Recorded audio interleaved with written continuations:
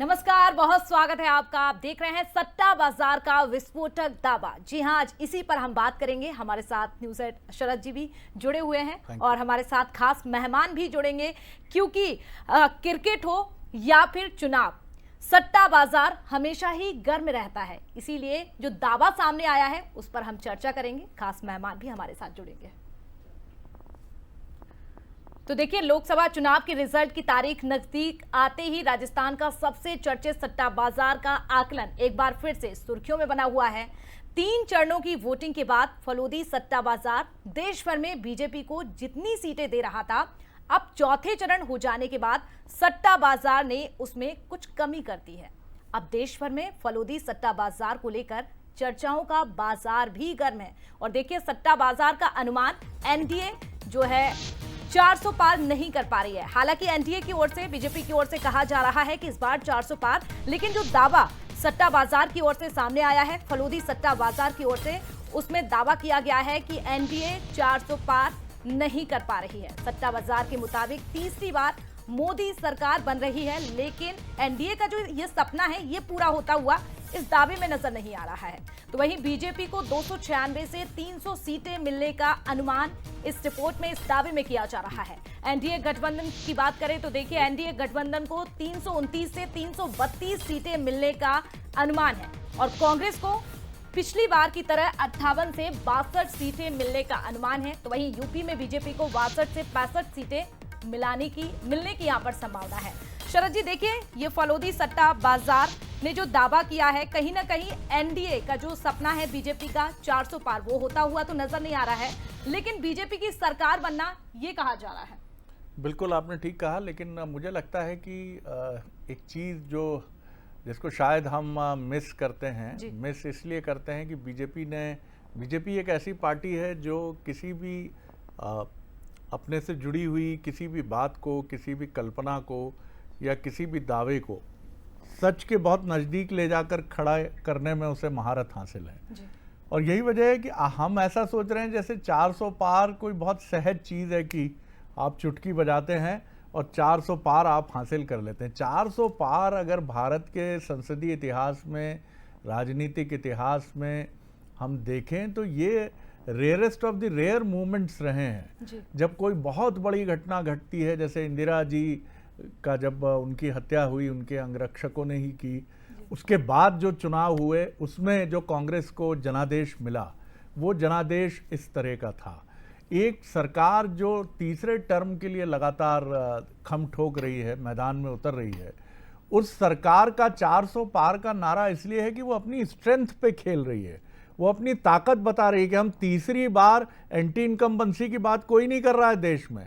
कोई हमारे विरुद्ध, हमारी किसी पॉलिसी, हमारी किसी नीति को लेकर कोई चर्चा नहीं कर रहा है कि बहुत कमज़ोर है, इस बार फंसेगी बीजेपी की सरकार, कहीं उलझेगी जी। हम तो बात कर रहे हैं कि इस बार हम 400 पार करेंगे। तो ये जो नारा है बीजेपी का, दरअसल ये एक मनोवैज्ञानिक बढ़त लेने की कोशिश है।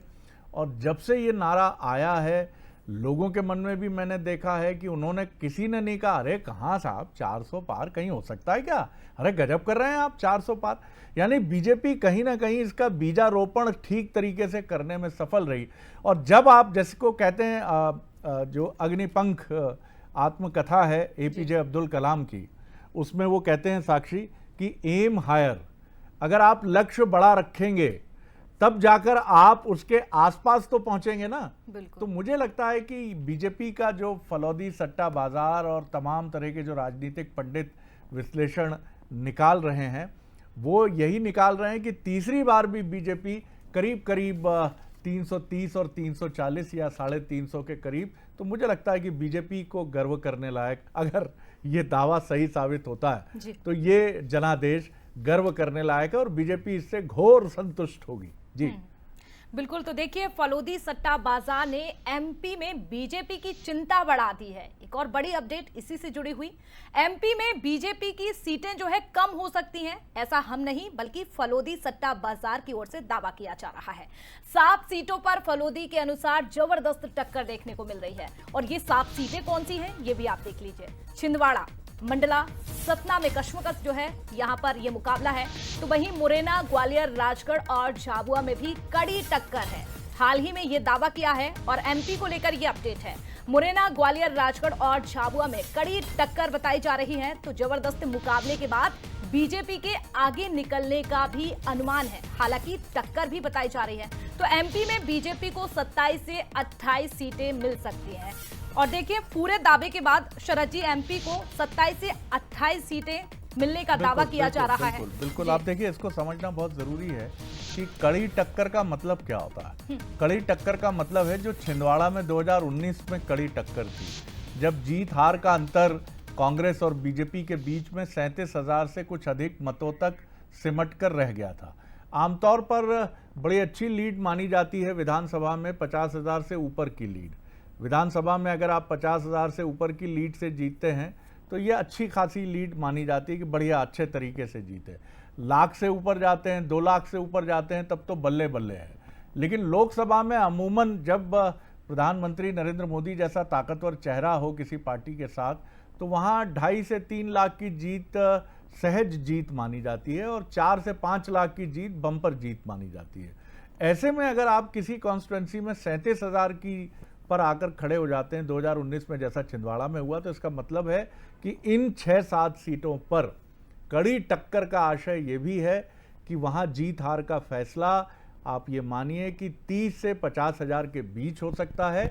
और इसमें उस टीम का पलड़ा भारी रहेगा जिसका एज होता है या जिसके पास एक मजबूत स्ट्रांग लीडरशिप होती है। इसीलिए फलौदी सट्टा बाजार इसको इस तरह से इंटरप्रिटेट कर रहा है कि मध्य प्रदेश में कड़ी टक्कर के बाद आधा दर्जन से ज्यादा सीटों पर भारतीय जनता पार्टी 27 से 28 सीटें, यानी कड़ी टक्कर में 7 सीटों पर कड़ी टक्कर, लेकिन बिल्कुल शरद जी 28 सीटें दे रहा है। बिल्कुल, और अगर ये दावा सही निकलता है और कांग्रेस जिस स्थिति में इस बार है 2019 के मुकाबले की बात करें, अपने ही साथी छोड़कर चले गए, तो कहीं ना कहीं कांग्रेस ने फिर अच्छा प्रदर्शन किया, अगर ऐसे कुछ सही रहा तो। जी चलिए, तो एक बार जयप्रकाश पाराशर जी, सीनियर जर्नलिस्ट, राजनीतिक विश्लेषक हमारे साथ हैं।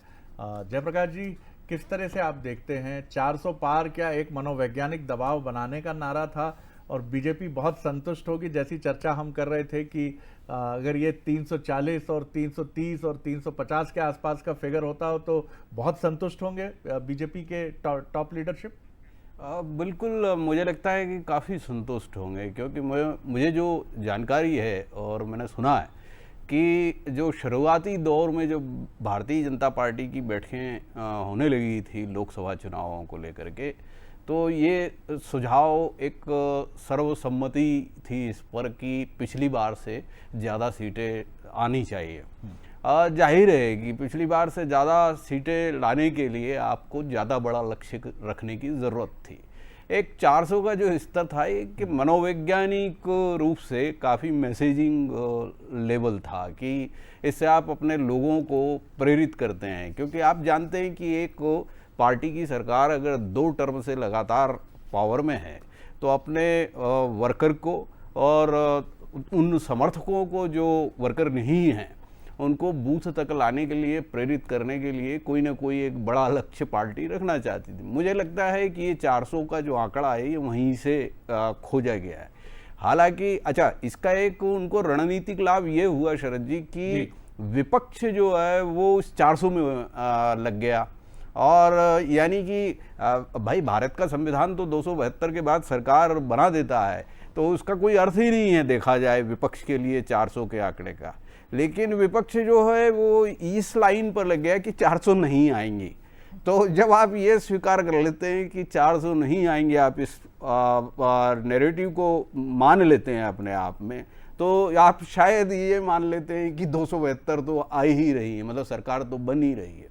तो मुझे ऐसा लगता है कि भारतीय जनता पार्टी की अगर 300 से 350 के बीच में सीटें आती हैं, वो बहुत काफ़ी खुश होंगे, बहुत अच्छा महसूस करेंगे। बिल्कुल, ये काफ़ी इम्पॉर्टेंट बात है कि, और मुझे ये भी लगता है कि इस पूरे प्रसंग में कि ये एक साइकोलॉजिकल प्रेशर की तो एक स्ट्रैटेजी थी ही, और इसके साथ अपने कार्यकर्ता को मोटिवेट करने का भी एक मंत्र था कि आप जब लक्ष्य ऊंचा रखेंगे तभी आप उसके आसपास तो पहुंच पाएंगे। और आपने बिल्कुल ठीक कहा कि विपक्ष इसी में उलझ गया कि 400 पार तो आ ही नहीं सकता, नेक्स्ट टू इम्पॉसिबल है। अनिल द्विवेदी जी भी हमारे साथ जुड़ गए हैं, छत्तीसगढ़ से जुड़े हैं, सीनियर जर्नलिस्ट हैं, राजनीतिक विश्लेषक हैं। अनिल जी, आपका भी बहुत स्वागत करता हूं। और इससे पहले कि हम अनिल जी का रिएक्शन दें, हमें साक्षी बताएंगी कि छत्तीसगढ़ को लेकर फलौदी सट्टा बाजार जो है वो क्या कुछ कह रहा है और क्या वहाँ की स्थिति बन रही है। जी साक्षी। जी बिल्कुल, तो छत्तीसगढ़ को लेकर भी अपने दर्शकों को एक बार फिर से अपडेट देते हैं। छत्तीसगढ़ में बीजेपी क्लीन स्वीप करने की तैयारी में है, ऐसा दावा किया जा रहा है। तो 11 की 11 सीटें यहां पर बीजेपी जीत सकती है। फलौदी सट्टा बाजार ने जो दावा किया है, जो आकलन है वो आपको बता रहे हैं। फलौदी सट्टा बाजार का ताजा अनुमान, बीजेपी को 10 से 11 सीटें मिलने का अनुमान लगाया जा रहा है। तो छत्तीसगढ़ में 11 की 11 सीटें भी जीत सकती हैं। तो 10 से 11 यानी कि 11 भी जीत सकती हैं। कब कब सटीक बैठा है फलौदी का सट्टा, ये भी जल्दी से आपको बता देते हैं। तो देखिए, 2019 लोकसभा चुनाव में सभी दावे जो हैं वो सटीक निकले थे। फलौदी सट्टा बाजार ने बीजेपी को 329 से 332 सीटें दी थी। तो 2019 के परिणाम में बीजेपी को 303 सीटें मिली और 5 राज्यों के विधानसभा चुनाव में भी अनुमान सटीक साबित हुआ। और छत्तीसगढ़ की हम बात कर लेते हैं शरद जी। तो देखिए, यहाँ पर 10 से 11 सीट को लेकर दावा किया जा रहा है। ये आकलन है फलौदी सट्टा बाजार का। बिल्कुल आपने सही कहा। और आज मैं सुन रहा था आकलन एक राष्ट्रीय स्तर के निजी टेलीविज़न चैनल पर, जिसमें प्रशांत किशोर नामचीन जो चुनाव के विश्लेषक हैं, वो ये कह रहे थे कि बीजेपी ने वो सारे अनुमान लगाए हैं, मैन टू मैन जिस तरह मार्किंग होती है कि कहाँ हम कम होंगे और कहाँ हम उस घाटे की क्षतिपूर्ति करेंगे। तो ये भी बीजेपी का प्लान तैयार है। इसीलिए वो प्रशांत किशोर जी का ये दावा था कि आपको पश्चिम बंगाल पर निगाह रखनी पड़ेगी, आपको तेलंगाना पर निगाह रखनी पड़ेगी। केरल में इस बार बड़ी उम्मीद है कि शायद बीजेपी वहाँ वो सीट ले आए जो शशि थरूर साहब की है, मानी जाती रही है, वहाँ से उनका रिप्रेजेंटेशन है।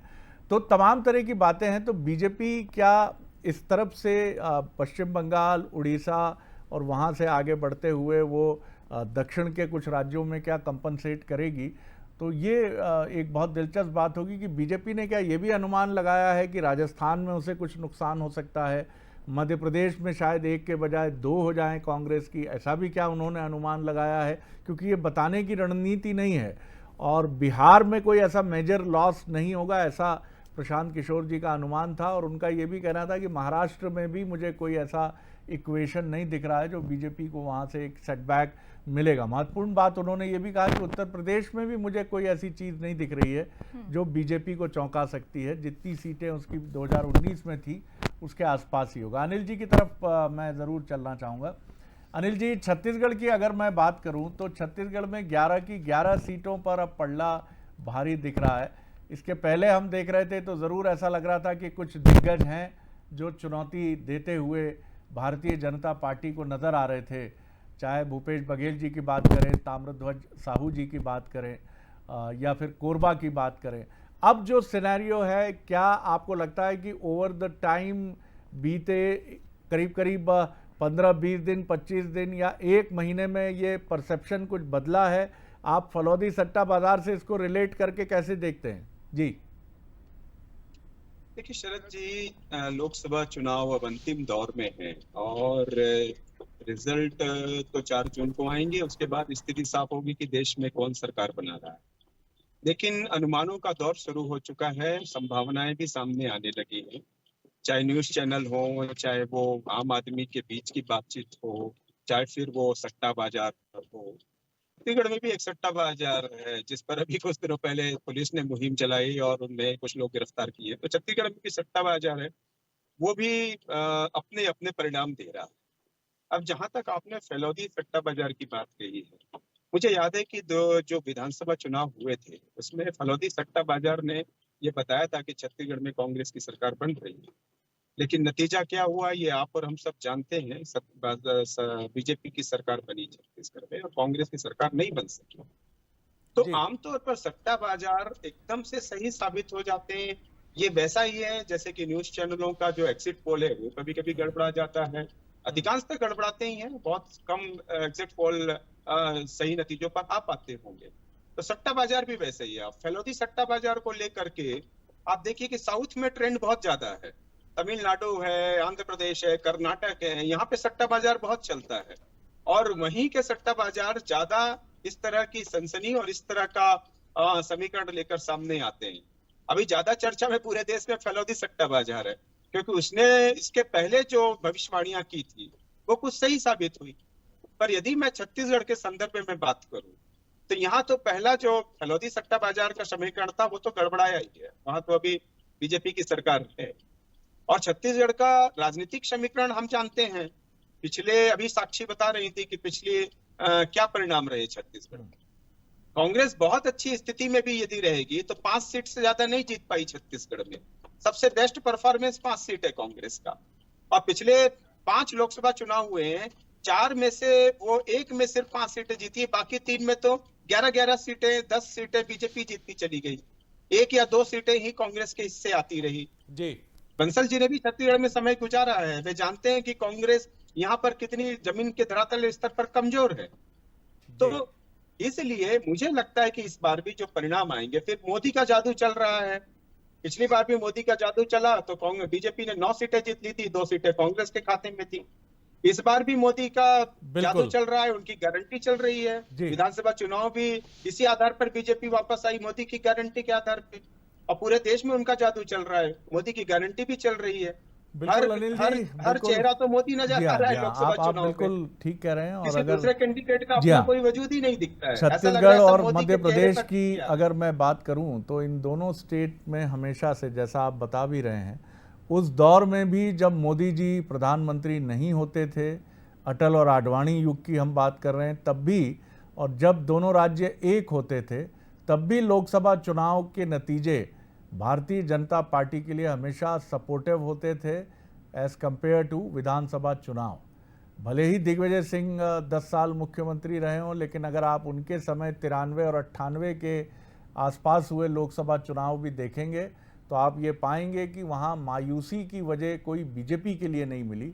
तो ये कह सकते हैं कि एक ट्रेंड रहा है कि एक भारतीय जनता पार्टी का nationalist hardcore voter Madhya Pradesh और छत्तीसगढ़ में है, जो प्रोबेबली हिंदुत्व को लेकर बहुत मुखर है, वोकल है। मध्य प्रदेश तो आप जानते ही हैं कि मालवा, निमाड़ और तमाम पट्टी, लेकिन अगर हम बात करें छत्तीसगढ़ की भी तो वहाँ भी वनवासी कल्याण आश्रम, ये तमाम जो आनुषांगिक संगठन हैं, इन्होंने आदिवासी बहुल क्षेत्रों, सरगुजा, बस्तर जितना काम किया है, तो एक पकड़ है वहाँ आरंभ से। और यही वजह है कि बीजेपी की तरफ ये कहानी बढ़ती है। आपको एक छोटा सा और अपडेट न्यूज़ से जुड़ा दे दें, छत्तीसगढ़ से ही जुड़ा है कि फलौदी सट्टा बाजार के आंकड़ों को लेकर छत्तीसगढ़ में सियासत तेज हो गई है। एक तरफ बीजेपी प्रधानमंत्री नरेंद्र मोदी जी के नेतृत्व में 400 पार का नारा बुलंद कर रही है, तो वहीं कांग्रेस इंडी गठबंधन की सरकार बनाने का दावा भी प्रस्तुत कर रही है। और ये दोनों ही दावे अपनी तरफ अपनी अपनी बातें और अपने अपने दावे कर रहे हैं। देख लीजिए पहले कि किस तरह से ये कहानी, राजनीतिक कहानी आगे बढ़ रही है।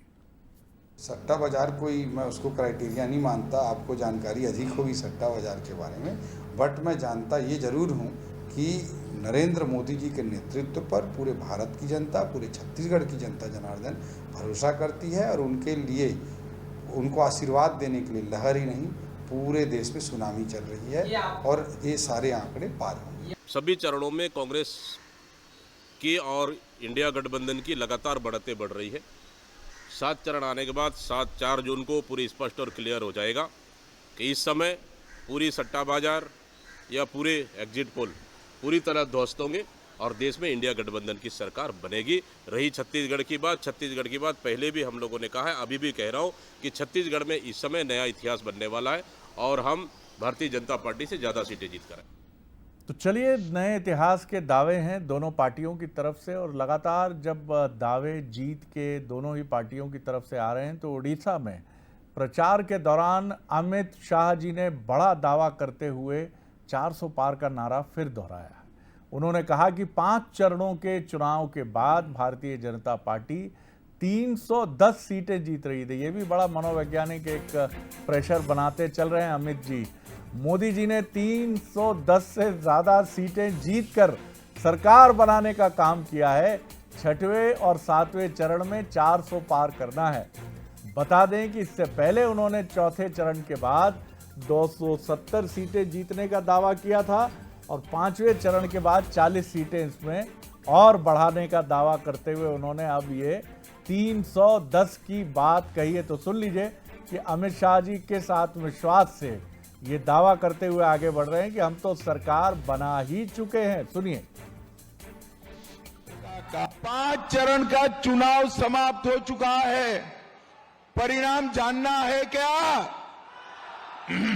अरे जोर से बोलो, परिणाम जानना है क्या? देखो भाई, 5 चरण में मोदी जी 310 से ज्यादा सीटें जीतकर सरकार बनाने का काम पूरा कर। अब छठे और 7वें चरण में 400 पार कराना है, 400 पार कराना है। मैं आज बंगाल के लोगों को, वनगांव के लोगों को कहने आया हूं, 4 चरण पूरे हो गए हैं, 380 सीटों का चुनाव पूरा हो गया है। ये 380 सीट में मोदी जी 270 सीट लेकर पूर्ण बहुमत प्राप्त कर चुके हैं। एक मतदाताओं का वर्ग होता है जिसको अंग्रेजी में कहते हैं फ्लोटिंग वोटर्स। फ्लोटिंग वोटर्स वो होते हैं जो फ्लो करते रहते हैं, यानी वो किसी राजनीतिक आइडियोलॉजी के साथ चट्टान की तरह नहीं खड़े रहते। वो ये मानते हैं कि जहाँ ज़्यादा ताकत है उसी की ताकत और बढ़ानी चाहिए। तो वो बहुत केयरफुल, बहुत सतर्क होकर देखते रहते हैं, जानने का प्रयास करते रहते हैं कि दम किधर है। तो ये जो फ्लोटिंग वोटर्स हैं, ये जीत हार जब कई बहुत नैरो मार्जिन की है, वहाँ ये लोग बड़ा अहम रोल प्ले करते हैं। और अमित शाह जी का ये जो प्रयास है, ये फ्लोटिंग वोटर्स कि वो सभा में होंगे और वो सोच रहे होंगे कि 310 बोल रहे हैं अमित शाह जी, भैया कुछ ना कुछ तो है यार, कॉन्फिडेंस देखो आप, मतलब पहले कह रहे 270, अब कह रहे 310। तो ये मनोविज्ञान को ऐसे फ्लोटिंग वोटर्स के भी, एक छोटा कमेंट आपका जयप्रकाश जी इस पर ज़रूर चाहूँगा जी। नहीं, बिल्कुल सही बात है कि एक वोटर तो वो होता है कि जो साल भर पहले ही अपनी राय बना लेता है किसी सरकार के बारे में। दूसरा एक वो होता है कुछ महीनों पहले अपनी राय बनाता है। लेकिन एक छोटा सा वोट का प्रतिशत होता है, वो कई बार 3% तक रहता है। कई चुनावों में पहले ऐसा साबित हो चुका है। उसको जो स्विंग वोटर हम बोलते आए हैं, और वो आखिरी दिनों में या वोटिंग के दिन भी अपनी राय बदल देता है। तो ये जो जिसका आप जिक्र कर रहे हैं, वो ऐसे मनोवैज्ञानिक कारकों से बहुत प्रभावित भी होता है। अब जो दरें फलोदी बाजार की जो बताई जा रही हैं, जैसे 310 सीट के लिए 30-35 पैसे का वहाँ पर जो रेट बताया जा रहा है, उस रेट के बारे में अगर आप देखेंगे तो वो लगातार बदलता गया है। हर चरण के बाद में वो रेट बदला है। आने वाले जो चरण है वो फिर बदलेगा। तो उनके जो कारक हैं सट्टा बाजार के, वो भी मनोवैज्ञानिक कारक हैं। पूरा बाजार ही वो मनोविज्ञान पर टिका हुआ है, ये बात सही है। लेकिन मैं एक बात और बताना चाहता हूँ शरद जी कि सट्टा बाजार में जो लोग राजनीतिक नतीजों पर सट्टा लगाते हैं, वो बहुत गहरा अध्ययन करते हैं, बड़ी खबरें लेते हैं, फोन लगाते हैं तमाम जगह, और अपना एक पूरा तैयार करते हैं, एक पूरी एक शीट तैयार करते हैं, और उसके बाद वो पैसा लगाते हैं। आपने सही कहा, सट्टा अनंत, सट्टा कथा अनंता। इस पर एक शोध की आवश्यकता होगी कि आखिर ये लोग भी क्या किस किस तरह के लोगों से संपर्क करते हैं और किस तरह से आगे बढ़ते हैं। क्या ये भी बहुत वैज्ञानिक रूप अख्तियार कर चुके हैं, और ये भी सेफोलॉजिस्ट जो होते हैं चुनाव के, उनको भी बात करते हैं और तमाम आर्टिकल्स पर भी निगाह रखते हैं, और क्या पत्रकारों की भी मदद लेते हैं। माफ़ कीजिएगा पत्रकार, क्षमा करें, मेरा और कोई इशारा इसकी तरफ नहीं है। अनिल जी, कंक्लूड करूँगा आपकी तरफ आकर, क्या आप ये भी एक कारण देखते हैं बीजेपी की तरफ अगर जाने का जो दावा है सट्टा बाजार का भी और समीक्षकों का भी, कि वो ननिहाल है प्रभु श्री राम का, और ये 500 सालों बाद का एक अद्भुत अवसर जो भारतीय जनता पार्टी के शासनकाल में हुआ। और मध्य प्रदेश का चित्रकूट एरिया एक ऐसा क्षेत्र है जहां प्रभु श्री राम ने माता सीता और लक्ष्मण जी के साथ सबसे अधिक समय बिताया। तो ये दोनों राज्य कहीं ना कहीं प्रभु श्री राम से उत्तर प्रदेश की तरह जहां अयोध्या है कनेक्ट होते हैं प्रभु श्री राम से। तो क्या ये भी एक फैक्टर होगा जो चुनाव पर असर डालेगा? बिल्कुल शरद जी, मैं एक बात और जोड़ना चाहूंगा। जब आप बात कर रहे थे कि अविभाजित मध्य प्रदेश में कांग्रेस भाजपा के जो परिणामों की बात आप कर रहे थे, तो मैं आपको बताऊंगा, और ये आश्चर्यजनक बात है कि तब भी छत्तीसगढ़ से कांग्रेस सबसे ज्यादा सीटें छत्तीसगढ़ से ही जीतती थी और इसी दम पर उनकी सरकारें भी बना करती थी। छत्तीसगढ़ राज्य की मांग भी इसीलिए उठाई गई कि राजनीतिक के नेतृत्व सबसे ज्यादा छत्तीसगढ़ से दिया जाता है, लेकिन उसका जो सत्ता का लाभ है वो बाकी जिलों और राज्यों को मिलता है। तो ये एक मांग थी। छत्तीसगढ़ में कांग्रेस हमेशा मजबूत रही और उस समय यहाँ से भी सबसे ज्यादा सीटें कांग्रेस जीतती थी। लेकिन जहां तक आपने छत्तीसगढ़ की राम की ओर अगर आपने मोड़ा है छत्तीसगढ़ को, निश्चित तौर पर यह अभी राजनीति के केंद्र में है, क्योंकि बीजेपी ने जिस तरह अयोध्या में राम मंदिर का मुद्दा उठाया, कांग्रेस उसके सामने, या पूर्व मुख्यमंत्री भूपेश बघेल ने जब उनकी सरकार बनी तो यहाँ पर उन्होंने राम वन पथगमन ऐसे बहुत सारे विकास प्रोजेक्ट पर काम किया और जो काफी सराहा भी गया। और जिस तरह उन्होंने स्वदेशी पर काम किया, जिस तरह उन्होंने गौ सेवा पर काम किया, कई बार तो आरएसएस के संगठनों ने जा करके स्वागत किया भूपेश बघेल का कि आपने बहुत अच्छा ये स्वदेशी मॉडल अपनाया है। तो कांग्रेस ने सहानुभूति बटोरी, भूपेश बघेल ने अयोध्या के राम मंदिर के सामने अपना राम वन पथगमन का मॉडल खड़ा किया, लेकिन वो अंजाम पे इसलिए नहीं पहुंच पाया क्योंकि इसमें करप्शन हुआ। अभी बीजेपी ने वही मुद्दा उठाया, विधानसभा में भी, चुनाव में भी उठाया कि आपने राम वन पथगमन में भी 340 करोड़ का घोटाला कर डाला। तो कांग्रेस ने थोड़ा सेंध लगाने की कोशिश जरूर की राम वन पथगमन प्रोजेक्ट्स के और चंदी में राम मंदिर बनवा करके। जी मैं कंक्लूड करूंगा। अनिल जी बिल्कुल ठीक कह रहे हैं आप, और मुझे लगता है कि दोनों विश्लेषक, आप अनिल जी छत्तीसगढ़ से और जयप्रकाश जी भोपाल से, सहमत होंगे कि जैसा आप कह रहे हैं कि एक बड़ा स्ट्रांग होल्ड रहा है विधानसभाओं चुनावों की। अगर हम बात करें छत्तीसगढ़, मुझे भी याद है कि मैंने हमेशा देखा कि जब भी कांग्रेस को बढ़त मिलती थी तो सबसे पहले विधानसभा चुनाव में छत्तीसगढ़ से मिलती थी। तो ये बिल्कुल ठीक बात है, लेकिन लोकसभा में मंजर मुख्तलिफ होता था। लेकिन इस बार जहां दोनों राज्यों में बड़ी कड़ी टक्कर बताई गई थी और फलौदी सट्टा बाजार भी कड़ी टक्कर बता रहा था, जब वहां बहुत, मध्य प्रदेश में तो बहुत थंपिंग मेजॉरिटी थे और छत्तीसगढ़ में भी अच्छे खासे जनादेश थे, जब बीजेपी ने दोनों राज्यों में सरकार बनाई है, तो इसका मतलब है कि कहीं क्या कोई अंडर करंट है जो लोकसभा में और मजबूत होकर आएगा। ये देखना एक तो बहुत दिलचस्प होगा। और दूसरी महत्वपूर्ण बात यह है कि ये हिंदी हार्डकोर पट्टी जो है मध्य प्रदेश छत्तीसगढ़ की, ये कहीं ना कहीं हिंदुत्व की एक जो भावना है उससे संचालित होती है, और इसीलिए बीजेपी इन दोनों राज्यों को एक बहुत अलग उम्मीद के साथ देखती है। बहरहाल ये तो 4 जून के नतीजे बताएंगे, जब अनिल जी भी हमारे साथ होंगे, जयप्रकाश जी भी हमारे साथ होंगे। बहुत शुक्रिया जयप्रकाश जी, बहुत शुक्रिया अनिल। ओवर टू यू साक्षी। अब हम कंक्लूजन की तरफ बढ़ेंगे। जी बिल्कुल। तो देखिए, सट्टा बाजार का आकलन सामने आ चुका है और इस पर हमने चर्चा भी कर ली। हालांकि अभी 2 चरण बाकी हैं और 2 चरण के बाद ये आकलन फिर से ऐसे इधर से इधर भी हो सकता है, उस पर भी चर्चा करेंगे। लेकिन फिलहाल इस खास पेशकश में इतना ही। नमस्कार।